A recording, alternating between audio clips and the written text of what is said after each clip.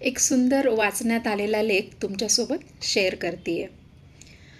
एके सकाळी एक मुलगा आपल्या आजोबांसोबत शेतात फिरायला गेला.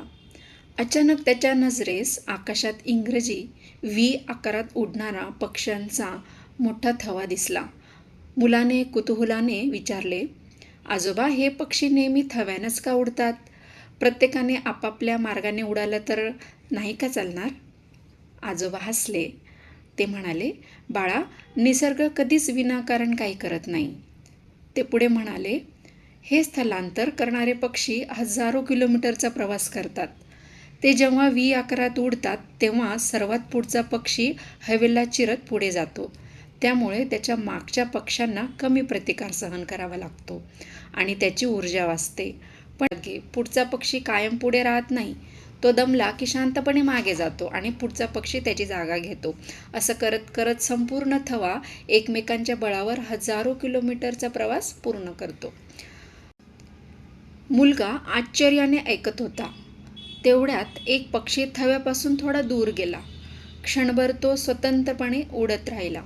पण लवकरच त्याला वाऱ्याचा जास्त प्रतिकार जाणवू लागला.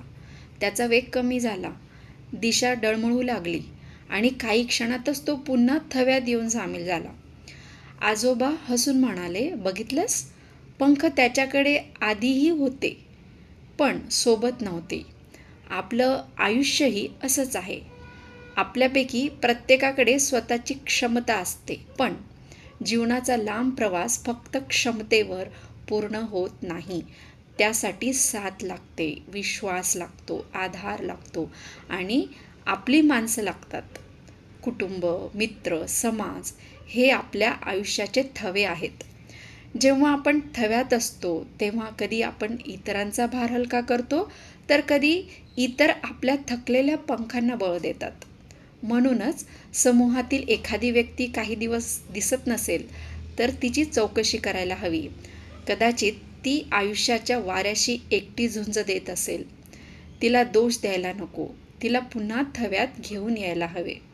कारण नैसर्गिक नियम हाच आहे की पक्षी जसा एकटा तर उडू शकतो, पण तोच थव्याने अधिक दूर, अधिक सुरक्षित, अधिक सक्षमपणे प्रवास करू शकतो. माणसांचंही तसंच आहे.